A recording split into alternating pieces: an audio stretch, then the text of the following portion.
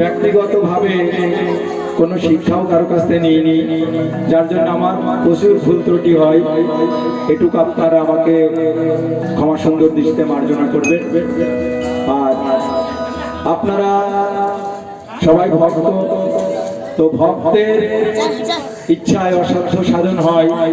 আপনারা যদি কৃপা করে আপনাদের চরণে রাখেন আমার, তাহলে হয়তো আমি আপনাদের সম্মুখে একটু হরি কথা কৃষ্ণ কথা বলতে পারি। তো যাই হোক, এবার আমরা বৃন্দাবনে প্রবেশ করছি। চলো বৃন্দাবনে যাই, চলো বৃন্দাবনে যাই, বৃন্দাবনে যাই, চলো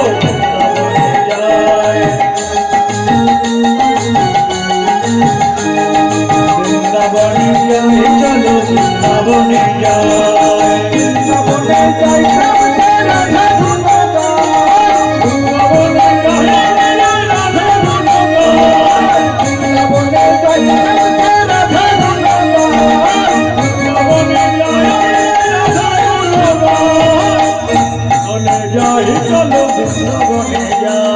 বৃন্দাবনে যাই, বৃন্দাবনে যাই, চলো বৃন্দাবনে যাই, বৃন্দাবনে যাই, ব্রজের ধুলি মাটি গাই, বৃন্দাবনে যাই, ব্রজের ধুলি মাটি গাই,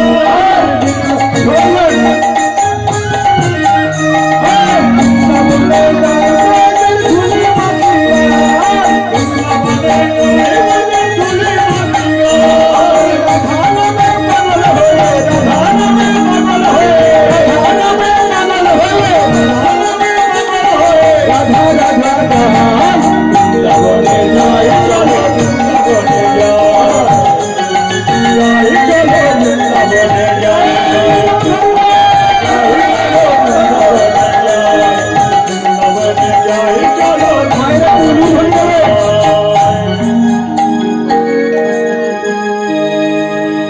এবার আমরা সবাই বৃন্দাবনে প্রবেশ করলাম। দেখুন, আমাদের শাস্ত্রে বলছে তুলসী কাননং যত্র যত্ম পদ্ম বন নিচ পুরাণাং পাঠানাং যত্র তত্র সন্নিহিত হরি। বলছে যেথায় তুলসী কানন সেটি একটি বৃন্দাবন, যেথায় পদ্মের কানন সেটি একটি বৃন্দাবন, যেখানে হরি কথা কৃষ্ণ কথা আলোচনা হয় সেটি একটি বৃন্দাবন। কি বাবা, ঠিক তো? এছাড়া শাস্ত্র বলছে আরেকটি বৃন্দাবন আছে, সেটি কি? বলছে না, যে ভক্ত বা যে ভক্তা তার এই হৃদয়খানি পত্র পুষ্প পল্লবে প্রস্ফুটিত করে আমার শ্রী গোবিন্দের চরণে অর্পণ করতে পেরেছে, তার হৃদয়খানি একটি বৃন্দাবন। তাই স্থান হলো মধুময় বৃন্দাবন, বিষয় হলো হরি কথা কৃষ্ণ কথা। আমাদের সিদ্ধান্ত হলো এই হরি কথা এবং কৃষ্ণ কথা যে বিষয়টি নিয়ে হবে সেটি হচ্ছে মাথুর। তো ময়াকার থয় হস্যু র, মাথুর। মাথুর কথার অর্থ হচ্ছে যা হারিয়ে যায়, যা হারিয়ে যায় গো। হারিয়ে গেলে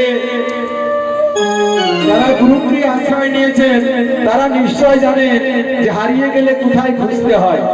যেখানে হারাই সেখানে খুঁজতে হয়। হারাই হারাই হারাই হারাই, আরে যেখানে হারাই সেখানে খুঁজলে তার সন্ধান করা যায়। আমার যদি এখানে আমার এই ধরনের করতালটা যদি এখানে হারাই, আমি যদি স্কুলের কাছে খুঁজে পাবো? পাবো না। তাহলে যেখানে হারাবে সেখানেই কিন্তু আমাদের খুঁজতে হবে। নিতাই গৌর হরি বল, নিতাই গৌর হরি বল। তো মাথুর আমাদের শ্রীরূপ গোস্বামী ওনার বিখ্যাত গ্রন্থ বৈষ্ণব গ্রন্থ উজ্জ্বল নীলমণি, সেই উজ্জ্বল নীলমণিতে উনি বলেছেন এই মাথুর সম্পর্কে, পূর্ব সঙ্গ তৈর্ণ জর্ভ বেদে দশান্তরা দিবি ব্যবনাস্তু জাত প্রাজ্ঞই সভবাস ইতির জতে। পূর্ব সঙ্গ তৈর্ণ জর্ভ বেদে দশান্তরা দিবি ব্যবনাস্তু জাত প্রাজ্ঞই সভবাস ইতির জতে। অর্থাৎ পূর্বে মিলন প্রাপ্ত নায়ক নায়িকার কেউ যদি দেশান্তরে গমন করে তাকে প্রবাস বা মাথুর বলা হয়। এই মাথুর অদূর এবং সুদূর, কি বাবা ঠিক তো? অদূর এবং সুদূর, অদূর মানে নিকটে। যেমন কৃষ্ণ গোচারণে গিয়েছে, এটা কিন্তু অদূর, বেশি দূরে নয়, ফিরে আসবে। তারপরে তিনি কি করেছে, হয়তো শ্রী যমুনার পাশে বংশী ধ্বনি করতে গিয়েছে, নন্দমক্ষমে গিয়েছে, বা পিতা নন্দ মহারাজের আদেশ অনুসারে কোথাও গিয়েছে, কিংবা রাসমঞ্চ থেকে ক্ষণিকের জন্য অদৃশ্য হয়ে গেছে। এটা 5 ভাগে ভাগ, এটিকে বলা হচ্ছে অদূর। আর সুদূর হচ্ছে 3 প্রকার, ভাবী, ভবন, ভূত। ভাবী মানে, ভাবী বলতে বুঝায় নাভি অঙ্কুর নাহি যা সম সো আওল্য ব্রজমাজ চারিদিকে সাজো সাজো মঙ্গল ধ্বনি সাজো সাজো রব। তাহলে নাভি অঙ্কুর কুর, অঙ্কুরকে কুর বলা হচ্ছে কেন? যে না ভাবি যে অঙ্কুর আসছে, প্রাণ গোবিন্দ আমার রথে চড়ে চলে যাবে, এই যে ভাবনা, এটাকে বলা হচ্ছে ভাবী বিরহ। তাই অপুকে কুর বললো কেন? যে না, সে বোঝের প্রত্যেক ঘরে ঘরে বলে আসলো যে আগামীকাল কৃষ্ণ আমার রথে চড়ে মথুরায় যাবে।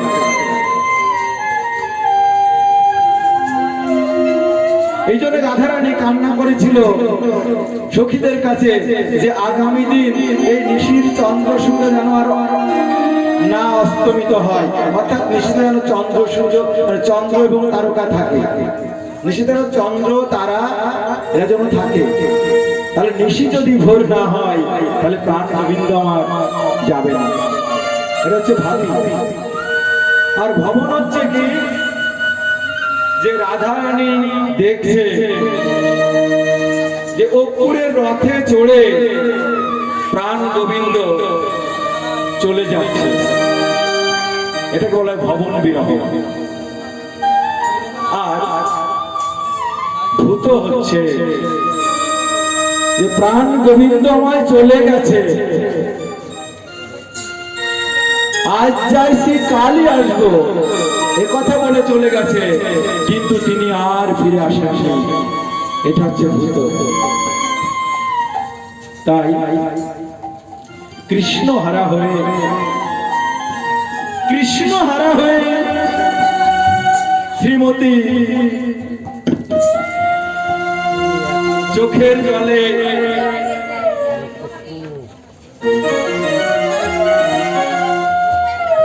বক্ষ প্লাবিত করে জীবনমৃত অবস্থায় বৃন্দাবনে পড়ে আছে। সব সময় হা কৃষ্ণ হা কৃষ্ণ হা কৃষ্ণ হা কৃষ্ণ হা কৃষ্ণ হা কৃষ্ণ, বাহ্য জ্ঞান দশাশূন্য হয়ে আজ রাধারানী আমার জীবনমৃত অবস্থায় বিরহের অতল তলে ডুবে গিয়ে হা কৃষ্ণ হা কৃষ্ণ হা কৃষ্ণ বলে শুধু বিলাপ করছে। এমন তো সময় ললিতা, বিশাখা, চম্পকলতা, চিত্রা,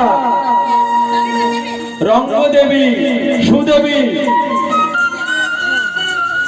তুঙ্গবিদ্যা, ইন্দুরেখা, শশীরেখা, বিমলা, বালিকা,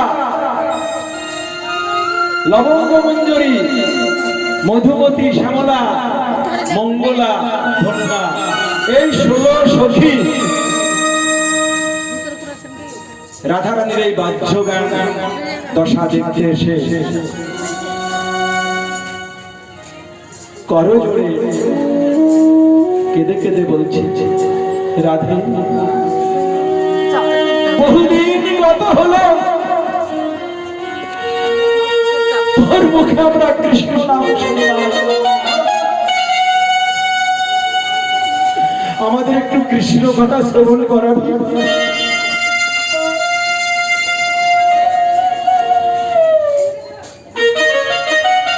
রাধারানী আমার আস্তে আস্তে চক্ষু উন্মিলিত করে বলছে, ললিতা, যার জন্য আমার কৃষ্ণ কথা সে আমাকে রেখে আজ 100 বছর হলো, আজ যাইছি, যখন সে যায় তখন আমি অপুরের রথের চাকা বক্ষের সাথে আস্তে পিছনে ধরে বলেছিলাম, হে গোবিন্দ, তুমি তুমি আমাকে রেখে কোথায় যাইছো? প্রাণ গোবিন্দ আমার এক হস্তে এই যমুনার জল আর তুলসী পত্র ধারণ করে আমার মস্তকে রেখে বলেছিল, তুমি কেঁদো না, আমি আজ যাইছি আর কালই ফিরে আসবো। প্রাণ গোবিন্দময় ফিরে আসেনি, প্রাণ গোবিন্দময় ফিরে আসে, আমি কি করে আমি কৃষ্ণ কথা তোদের কাছে আলাপন করবো?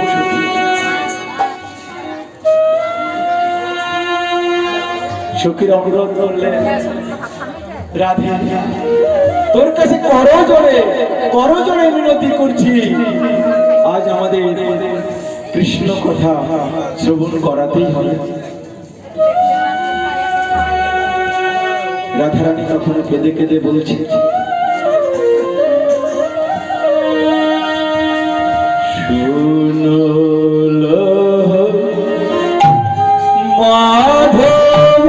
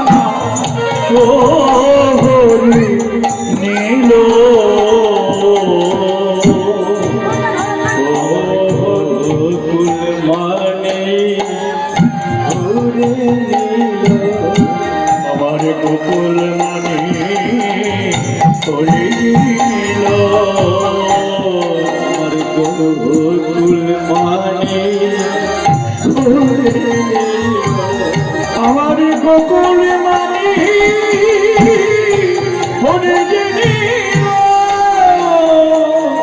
বলো বলো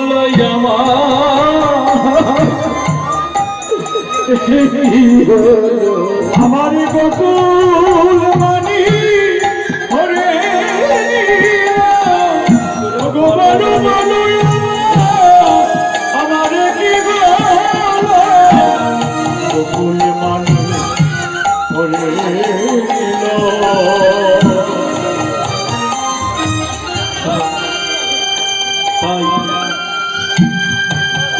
আমায় অশ্রুর সাগরে অশ্রুর অতলে বিরহে বাঁধ ভাঙা ঢেউ তিনি কি করলেন? ডুবে গিয়ে তিনি বলছেন,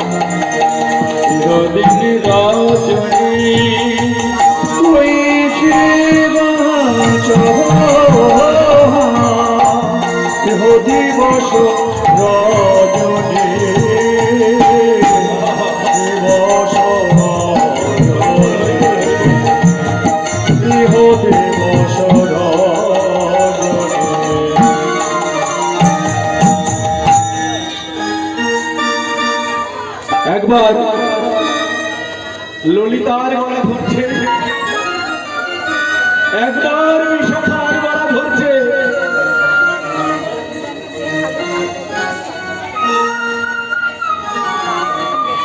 অশ্রু বিগলিত নেত্রে বাষ্পারুদ্ধ কণ্ঠে গদগদ ভাবে রাধারানী আমায় বলছে, আমি কেমন করে দিন কাটাবো,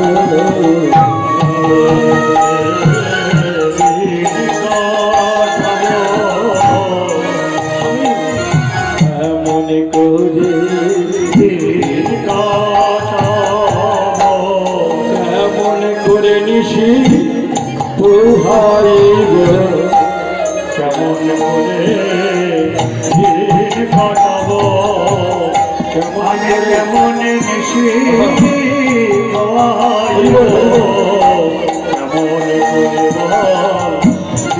কাটাবো, আমি কেমন করে দিন কাটাবো, কেমন নিশি পোহাইব, কেমন করে দিন কাটাবো, কেমন নিশি পোহাইব, কেমন করে আমি দিন কাটাবো, কেমন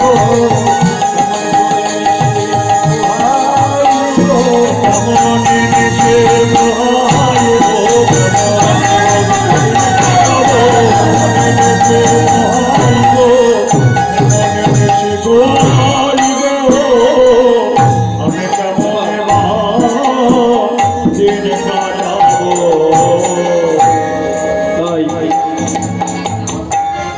রাধারানী আমার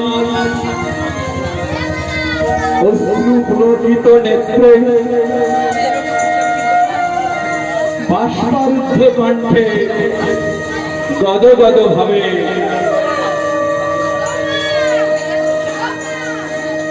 তিনি তৃষ্ণা সখীর গলা ধরলেন, গলা ধরে বলছে, কি বলছে?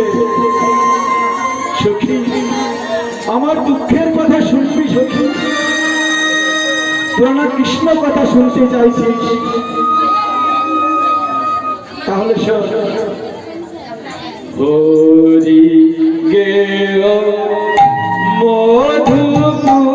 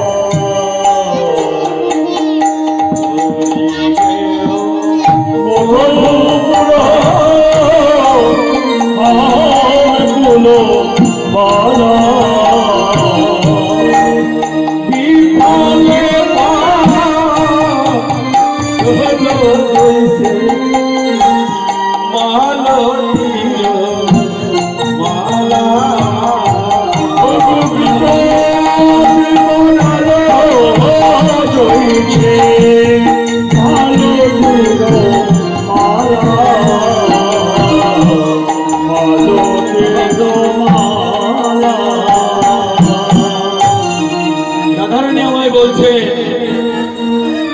সখীরে আমি বড় আশা নিয়ে, বড় বাসনা নিয়ে ওই পুষ্পের কানন থেকে আমি মালতীর ফুল চয়ন করে এনেছিলাম। কিন্তু কি হলো জানিস? আমার বধূর অঙ্গ তো খুবই কোমল, তাই যখন আমি ওই মালতীর গাছ থেকে, ওই মালতীর লতা থেকে যখন আমি মালতীর ফুলগুলো তুলে তুলে আনছিলাম, তখন আমার খুবই সন্দেহ হচ্ছিল যে এই ফুল হয়তো আমার বধূর কোমল অঙ্গে বাজবে, অর্থাৎ ব্যথা পাবে। তাই আমি যখন ওই ফুলগুলো তুলেছিলাম, আমি কি করেছিলাম জানিস সখী? আমি কি করেছিলাম জানিস? আমি ওই ফুলগুলো তোলার সময় আমার শরীরের সব থেকে নরম অংশে ওই ফুলগুলো আমি ঘষে ঘষে দেখছিলাম যে আমার অঙ্গে যদি ব্যথা না লাগে তাহলে আমার বধূর অঙ্গেও লাগবে না। তাই আমার শরীরের সব থেকে নরম অংশ এই চোখ, এই চোখের মধ্যে আমি এই ফুলগুলো ঘষে ঘষে দেখছিলাম। তারপরে ওই ফুলগুলো তুলে এনে আমি মালা গেঁথেছিলাম বহু সাজ করে যে আমার প্রাণ বধূ আর গলায় এই মালা আমি পরাবো। কিন্তু দেখ, একে তো আমার দুঃখ, অন্যদিকে ওই মালার দশা দেখ চোখে। ওই মালা দেখ ধুলার মাঝে পড়ে কেমন ভাবে গড়াগড়ি দিচ্ছে। আজ গোবিন্দের বলে মালা উঠতে না পেরে মালা ধুলার মাঝে পড়ে গড়াগড়ি দিচ্ছে আর কান্না করছে। মালা লুটায়ে লুটায়ে কাঁদে,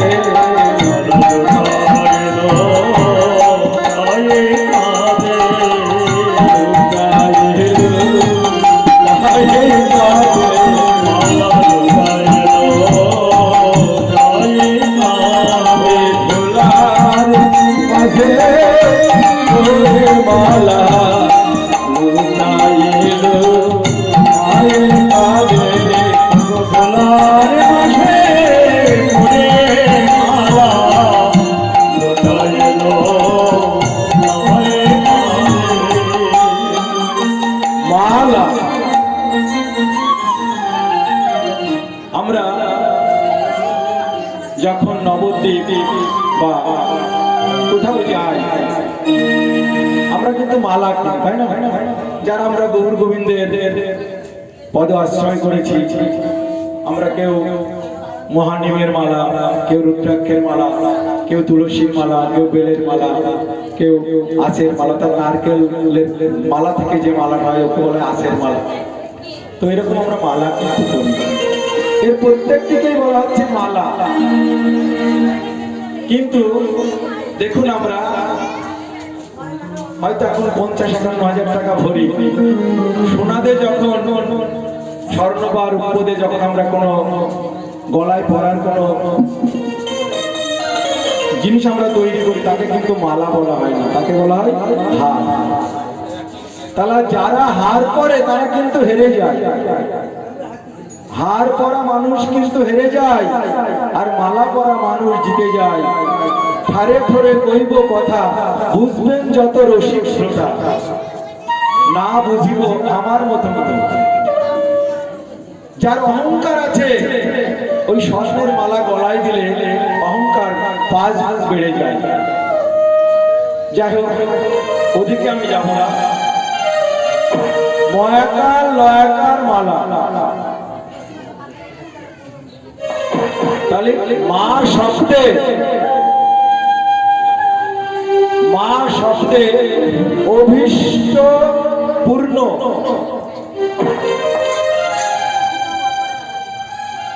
মুক্তি ঘটায়। স্কন্দ পুরাণে বলছে যে মা শব্দে অভীষ্ট পূর্ণ, মুক্তি ঘটায়।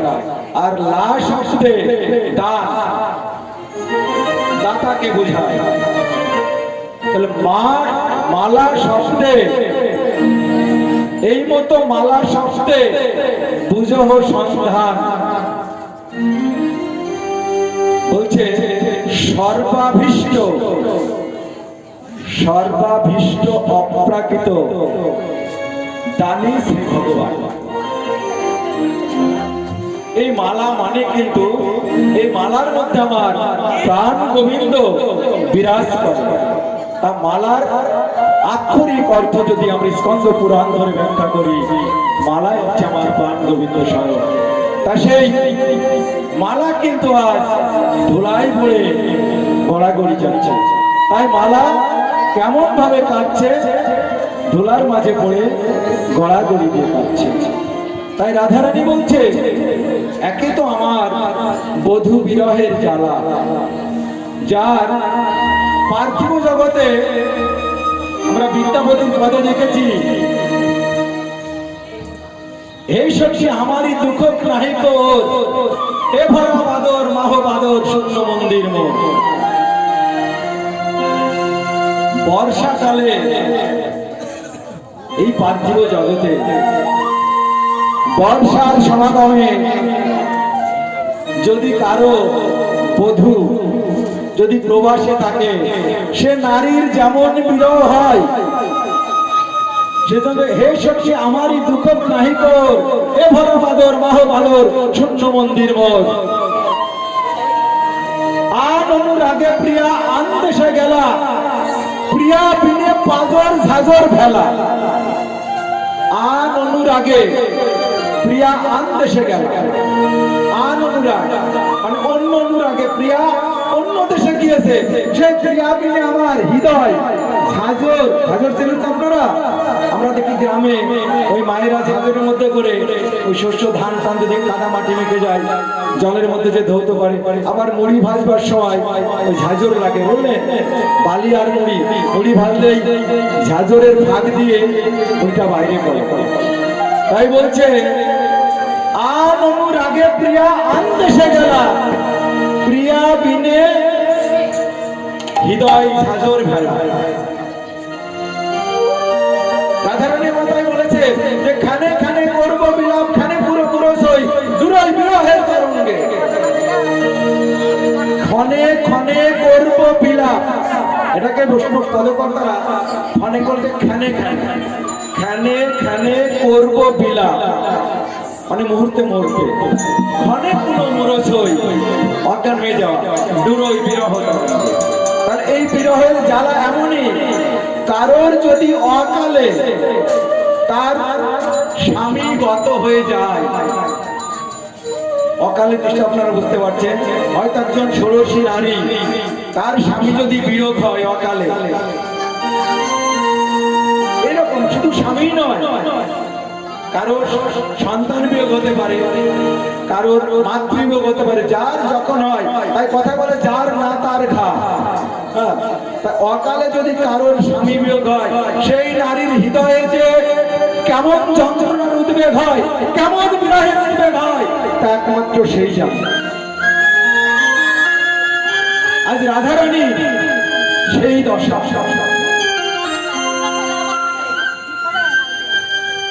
প্রাণ গোবিন্দ আজ যাইছি, কাল আসবে। রাধারানী মনে মনে ভাবছে সে দেশের সূর্য মনে হয় অস্ত যায় না। আজ যাইছি, কালই আসবো, তাহলে সে দেশের সূর্য মনে অস্ত যায় না। তাই ওই প্রাণ গোবিন্দ যখন গিয়েছে, সেই সাথে রাধারানীর সমস্ত সুখ আহ্লাদ সব গোবিন্দের সাথে চলে গেছে। তাই রাধারানী কি বলছে সখীদের? নয়নাক নিন্দ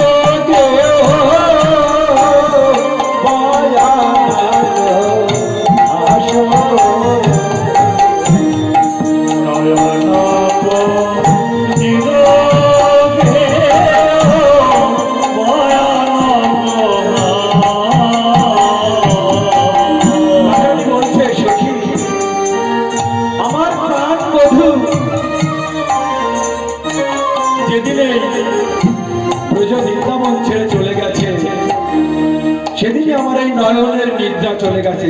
তাই নয়নাক নিন্দগেও, নয়নাক নিন্দগেও মানে নয়নের থেকে ঘুম চলে গেছে, নয়নের নিদ্রা চলে গেছে।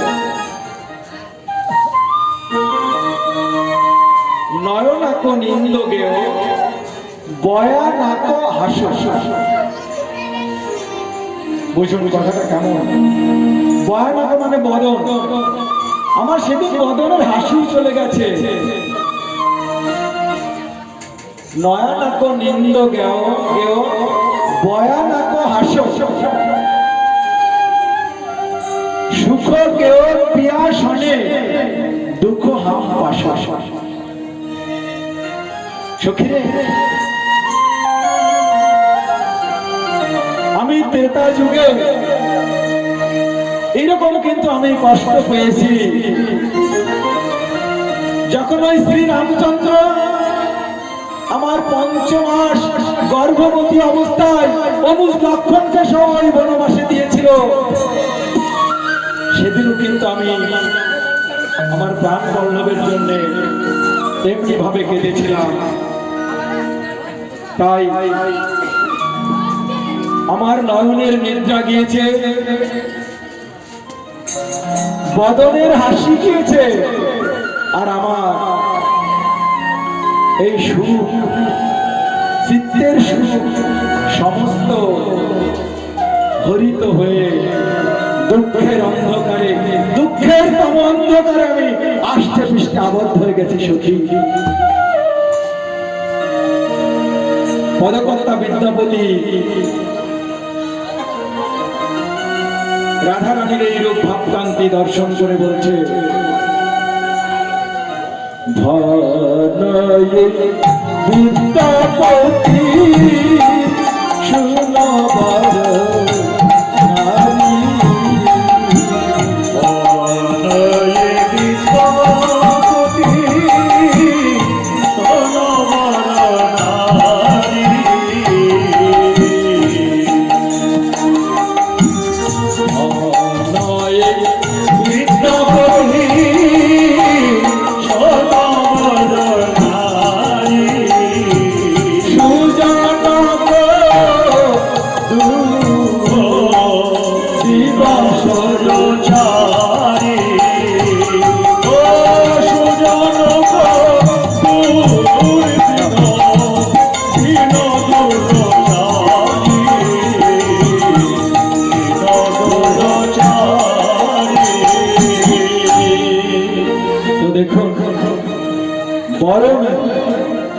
বড় নারীর কথার অর্থ হচ্ছে নারী শ্রেষ্ঠা, অর্থাৎ নারীদের মধ্যে যিনি সর্বশ্রেষ্ঠ তাকে বলা হয় বড় নারী।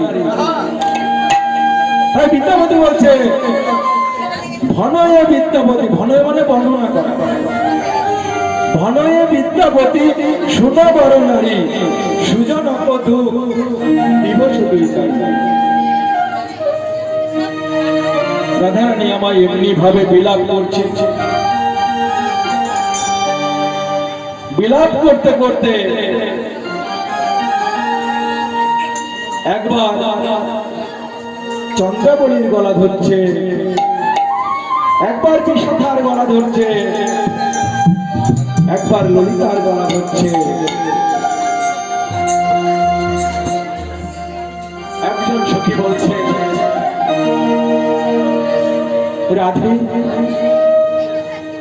তোর এই যন্ত্রণা ঋদ্ধ বিরহ দেখে, তোর এই যন্ত্রণা ঋদ্ধ বিরহ দেখে আজ আমার হাউ হাউ করে কাঁদতে ইচ্ছে করছে সখী।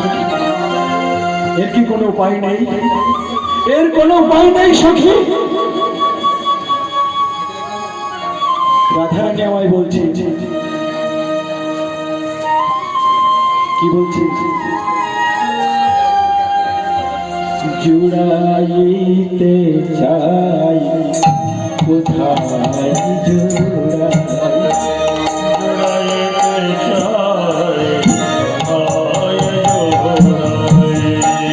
কোথা হতে আসি কোথা ভেসে যাই,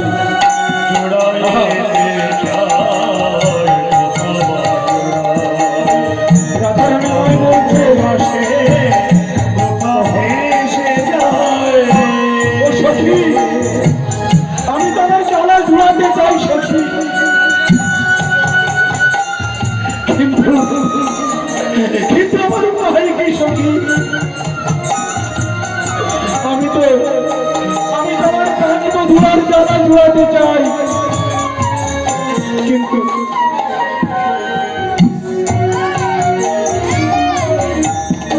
আমি জুড়াইতে চাই, কোথায় জুড়াই, কোথা হতে আসি কোথা ভেসে যায়, আমি কোথায় ছিলাম সখী? ওই সাগরের পদুমন্তরে যখন আমার জন্ম হয়েছিল আমি কোথায় ছিলাম? সেই গোলাপ বৃন্দাবনে, সেখান থেকে আমি এসেছি কোথায়? শুধু আমার বধূর কারণে, তবু প্রাণ বধূ আমার বারবার বারবার ফাঁকি খেয়ে চলে যায়।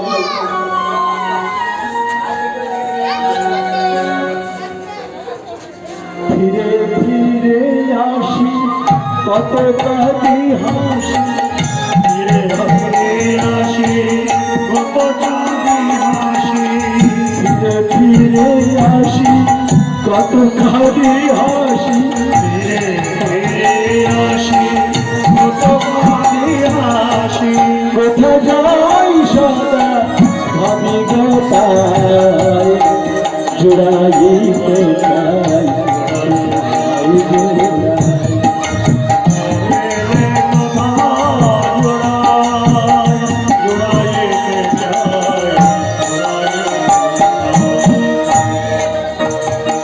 বলছে ফিরে ফিরে আসি কত কাঁদি হাসি, ৮৪ লক্ষ জনম ভ্রমণ করে বাবা এই মানব জন্ম আমরা পেয়েছি। রাধারানী কিন্তু সেই কথারই লিখতে যাচ্ছে, ফিরে ফিরে আসি কত কাঁদি হাসি, কোথা যাই সদা ভেবে না পাই। ৮৪ লক্ষ জনম, ৮৪ লক্ষ জন ভ্রমণ করে এই মানব জন্ম পেয়েছিল। তাই একজন পদকর্তা বলছে, আমি ৮০ লক্ষ বার ৮৪ লক্ষ বার ডুবাইছি ধারা, হারাইছি মাল নানা রঙে, একা প্রভু আর যাব না ভবতরঙ্গে। ফিরে ফিরে আসি কত কাঁদি হাসি, ফিরে ফিরে আসি কত কাঁদি হাসি, যাই সদা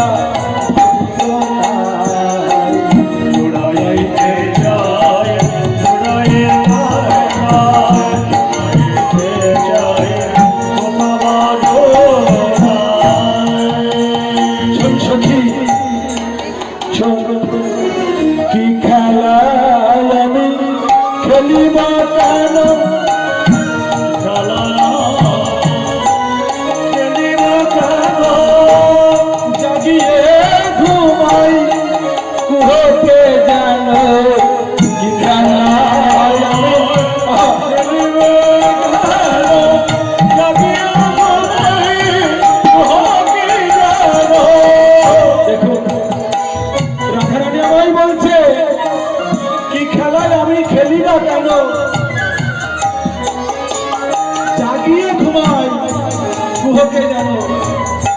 খেলা আমরা খেলছি গো বাবা।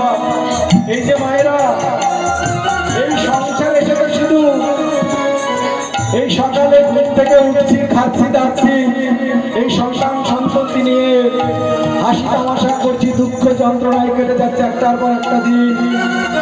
কিন্তু আমরা কি খেলতে এসেছিলাম? সেই মাতৃ যখন যখন হেডমুন্ডে উর্দু পড়েছিলাম, তখন প্রাণ গোবিন্দকে বলেছিলাম, এই গোবিন্দ, তুমি এই মায়াময় জন্মদ্বীপ থেকে আমাকে উদ্ধার করো, আমি পৃথিবীতে গিয়ে তোমার নাম করব। কিন্তু আমরা কি নাম করি? রাধারানী আমাদের ইঙ্গিত দিচ্ছে, কি খেলায় আমি খেলিব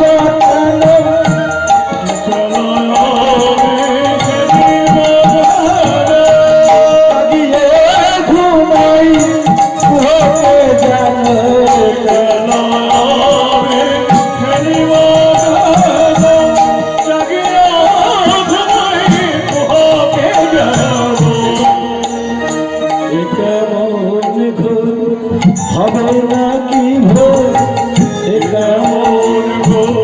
হবে নাকি ভোর। রানী বলছে, এ কেমন স্বর্গ? নিশি যেমন দুঃখের নিশি, যদি কোনো মায়ের সন্তান অসুস্থ হয়, সেই নিশি যেমন আর ভোর হতে চাই না, তেমনি রাধারানী বলছে, এ কেমন ভোর, এ কেমন অন্ধকার, আমার জীবনে কি কখনো সূর্য উঠবে না? এ কেমন ঘোর, হবে নাকি ভোর, এ কেমন ঘোর, হবে নাকি ভোর। অধীর অধীর জমতি সমীর, অধীর অধীর জনতি সমীর, বিরাম গতি নিয়ত ধাই, জোড়াইতে চাই, জোড়াইতে চাই, জোড়াইতে চাই। বলছে সখীরে, ঝড় আসার পূর্ব মুহূর্তে যেমন ভাবে ঘন অন্ধকার নেমে আসে, ঝড়ের বেগ যেমন ক্রমান্বয়ে বাড়তে থাকে, ঠিক তেমনি করে আমার জীবনের সাইক্লোন নেমে এসেছে। সাইক্লোনের গতি যেমন ক্রমান্বয়ে বাড়তে থাকে, ঠিক তদ্রূপ বলছে কি, বলছে এ কেমন ঘোর, হবে নাকি ভোর।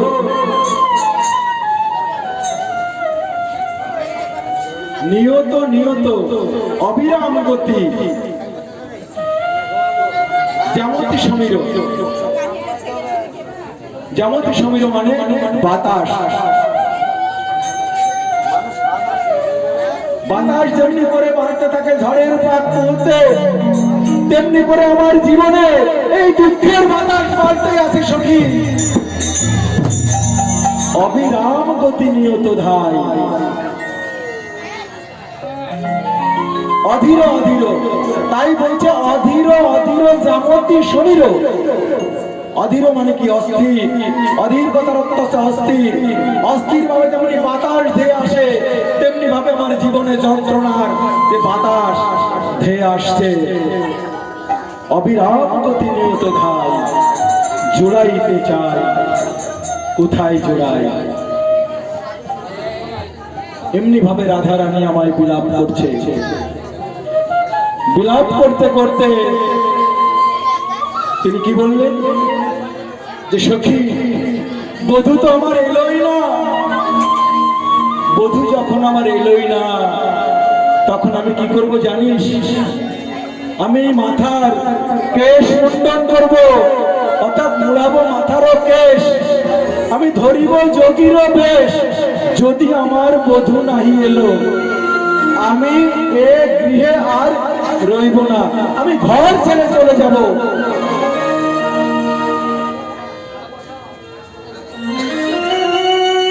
আমি মথুরা নগরে যাব। কেমন ভাবে? আমি মথুরা নগরে প্রতি ঘরে ঘরে তুমি যোগী। আমি মথুরা নগরে প্রতি ঘরে ঘরে তুমি যোগী।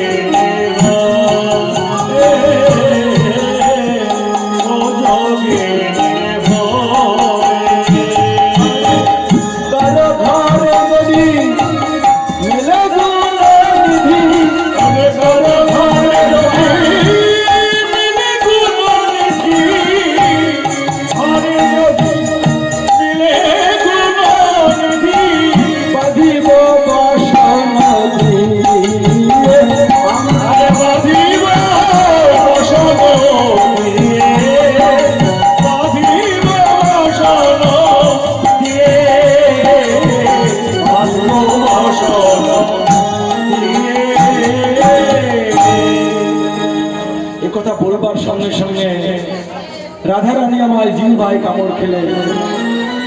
আমি একই কথা বললাম সখী, যে বধুর কোমল অঙ্গে চন্দন লেপন করবার সময় এই আলাভোলা গোয়ালিনীর অঙ্গ কাঁপে, হস্ত কাঁপে, তাকে আমি বন্ধন করতে চাইলাম।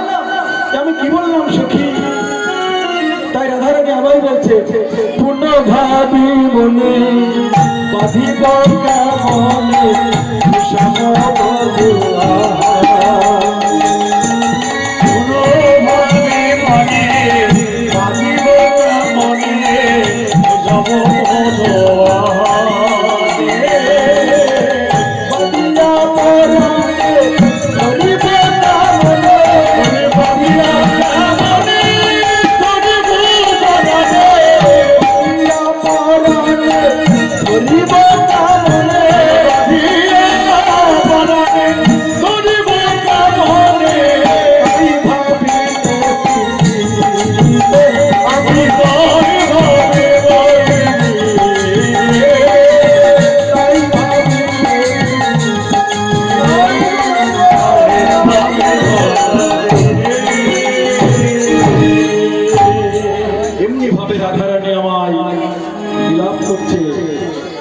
বিলাপ করতে করতে তিনি কি হলেন? তিনি অজ্ঞান হয়ে পড়ে গেলেন। অষ্টসাত্ত্বিক ভাবের বিকারে থর থর থর থর থর থর করে কাঁপতে কাঁপতে কাঁপতে কাঁপতে কাঁপতে রাধারানী মাটিতে মূর্ছা গেলেন। কহিতে কহিতে কহিতে ধনী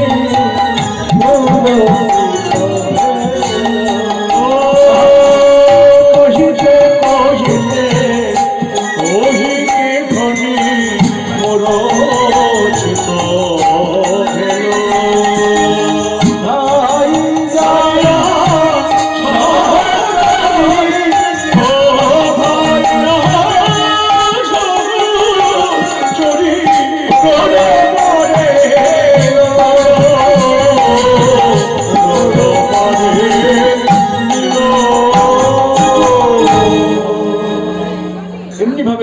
করতে করতে আজ রাধারানী রমায় মূর্ছা গেলেন। সখীগণ, রাধারানীর এরূপ ভাব কান্তি দর্শন করে আজ দৌড়ে গিয়ে কোলে তুলে নিলেন। কি দেখছে? থর থর কাঁপে অঙ্গ,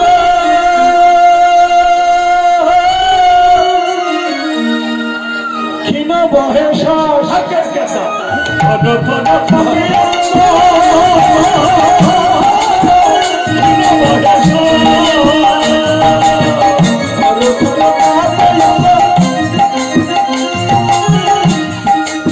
ক্ষীণ বহে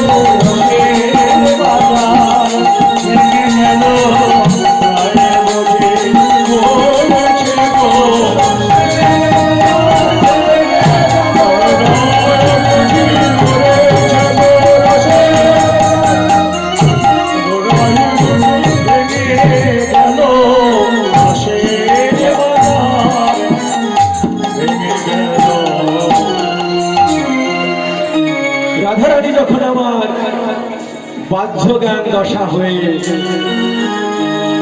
মাটির মধ্যে পড়ে গেলেন। তখন সখীরা দৌড়ে গিয়ে তাকে কোলে তুলে নিলেন। তার নাসিকায় তুলা ধরে দেখলেন যে তার শ্বাস প্রশ্বাস স্বাভাবিক আছে কিনা। দেখলেন যে রাধারানীর সমস্ত অঙ্গ থরথর থরথর করে কাঁপছে, আর ক্ষীণভাবে শ্বাস প্রশ্বাস হয়েছে। তাই সখীগণ কি করলেন, যার কাছে তারা কৃষ্ণ কথা শিখেছিল, কৃষ্ণ পূজা শিখেছিল, সেই রাধারানী যখন বাহ্য জ্ঞান শূন্য হয়ে এমনি ভাবে আছে, তখন রাধারানীর চারপাশে তার সখীগণ রাধারানীকে পরিবেষ্টন করে বসে হা রাধে হা রাধে হা রাধে, আমাদের কি হলো রাধে, তুমি আমাদের কেমন ভাবে সাগরে ডুবে চলে গেলে। এমনি ভাবে তারা হারাই হারাই হারাই হারাই হারাই বলে ক্রন্দন করছে।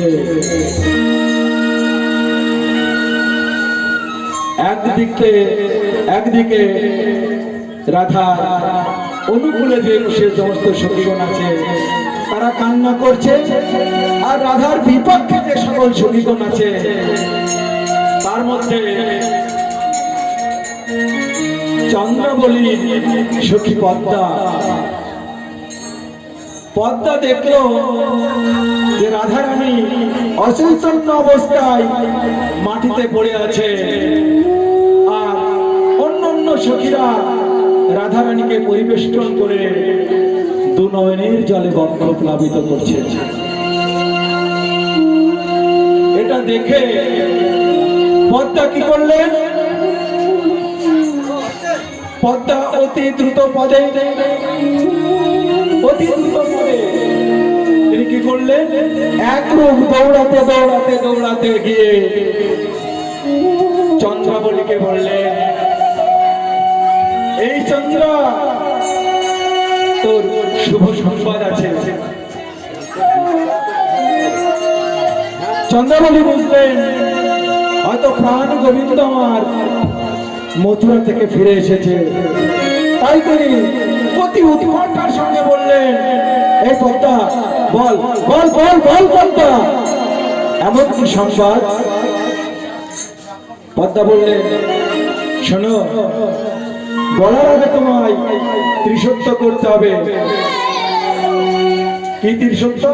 বলছে না, আমি যা চাইব আমাকে তাই দিতে হবে। চন্দ্রাবলী বললেন, অত ভনিতা না করে তুই কি সংবাদ আমাকে তাড়াতাড়ি বল,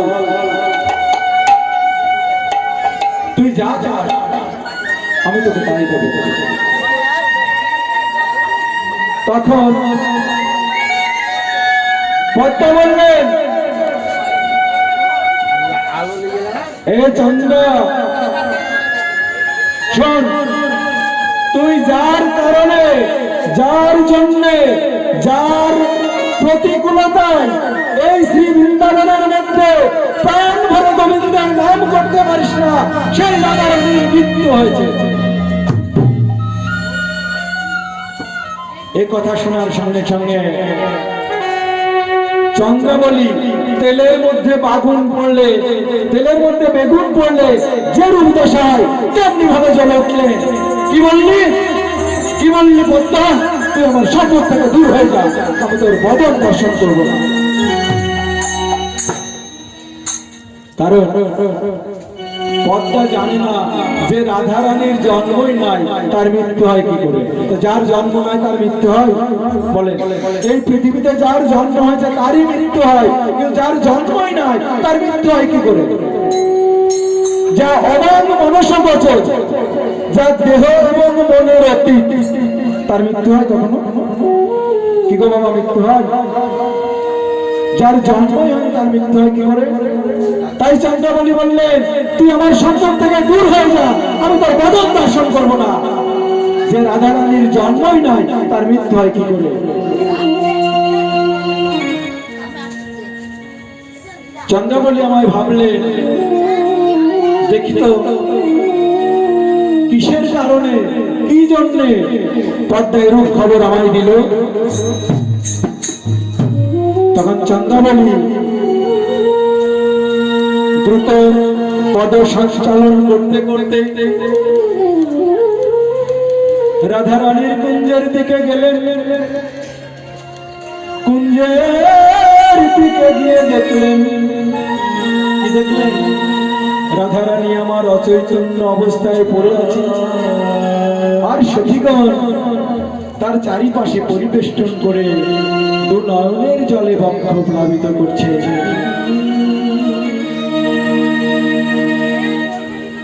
চন্দ্রবলী কাছে গিয়ে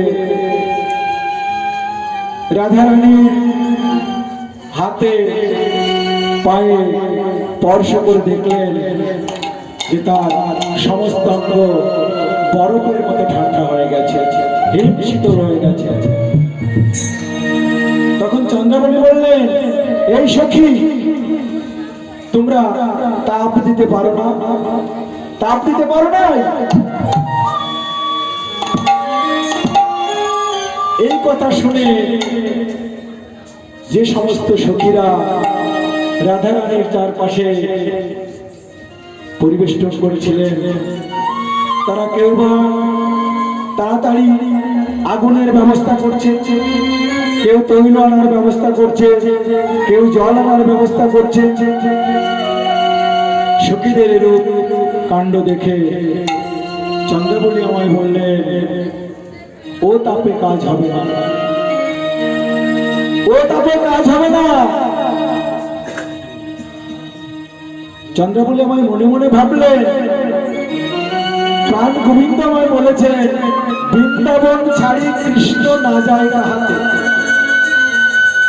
অর্থাৎ ভক্তের হৃদয় বৃন্দাবন ছেড়ে কখনোই গোবিন্দ কোথাও যায় না। ভগবান নিজেই বলেছেন যে বৃন্দাবন ছাড়ি কৃষ্ণ না যায় কাহাতে। অনেকে প্রশ্ন করতে পারে, তাহলে কৃষ্ণ ছিল বৃন্দাবনে, মথুরায় গেল, তারপরে দ্বারকায় গিয়ে রাজা হলো, এগুলো কি যায়নি? কিন্তু বাবা, আমাদের যে অধ্যাত্ম সাধনা, সেই অধ্যাত্ম সাধনার মধ্য দিয়ে যদি আমরা অগ্রসর হই, আমরা দেখতে পাই কি জানেন, যে ভগবানের কথা কখনোই অসত্য নয়। তিনি কি বলেছেন আমাদের বোঝার দরকার, যে ভক্তের হৃদয় বৃন্দাবন ছেড়ে কখনোই কি হয় না, ভগবান কখনো অন্যত্র যায় না। তাই বৃন্দাবনের অপ্রাকৃত নবীতা মদন, কাম বীজ কাম গায়ত্রী যার উপাসন, কাম বীজ কাম গায়ত্রী ভজনা করিলে রাধা কৃষ্ণ পাবে শিরাস মণ্ডলে। কাম বীজে কাম ধ্বংস হয় অনিবার, মাধুর্য সাধন মন্ত্র কাম বিশ্বাস। শ্রীরাধিকা হয় কাম বীজের স্বরূপ, কৃষ্ণের আশ্রয়ে তাতে হয় অনুরূপ। কাম বীজ রাধা কৃষ্ণ গায়ত্রী সে সখী, নিষ্ঠা ভাবে ভজ সবে হৃদয়তে রাখি। তাহলে যার কাম বীজ কাম গায়ত্রী উপাসন করা আছে, তার হৃদয় বৃন্দাবন ছেড়ে কি কখনো ভগবান যায় গো? যে কাম বীজ কাম গায়ত্রী উপাসনা করে, তার হৃদয় ছেড়ে কখনো যায়? আমাদের দেখুন, আমাদের কেমন, আপনারা যারা বা আমরা যারা গুরুগৃহে দীক্ষা নিয়েছি, আমাদের দীক্ষা এবং শিক্ষা মন্ত্রের প্রথমেই কিন্তু একটি শব্দ আমি বলছি, ক্লিং। কি বাবা ঠিক বললাম? ক্লিং। তার ক্লিংটা কটা শব্দ? ক ল দীর্ঘ চন্দ্রবিন্দু, তাই তো? কি ঠিক বললাম তো কাজ? তাহলে ক ল দীর্ঘ চন্দ্রবিন্দু, তাহলে মিনিংটা কি বলো তো? আমরা কিন্তু না জেনে ক্লিং ক্লিং করি, ক্লিং কৃষ্ণায় গোবিন্দায় সাহা বলি না, ক্লিং কুসুম পান শ্রী গোবিন্দায় বৃন্দাবনায় সাহা, হ্যাঁ এরকম বলি। কিন্তু এই ক্লিং কথাটার যদি আমরা অর্থ বুঝি তাহলে কি? ককারেতে পৃথিবী আর লকারেতে জল, ককারেতে পৃথিবী আর লকারেতে জল, দীর্ঘকারেতে মধ্যে বায়ুষে কেবল, বিন্দুতে আকাশ হয় পঞ্চগুণ,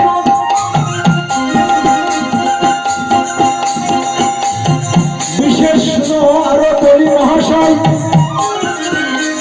ককারেতে কৃষ্ণচন্দ্র লকারের অধিকার, দীর্ঘকারে হল্লাদিনী নামেতে শিরূপা, বিন্দুতে হয় বৃন্দাবন হয় পঞ্চতত্ত্ব,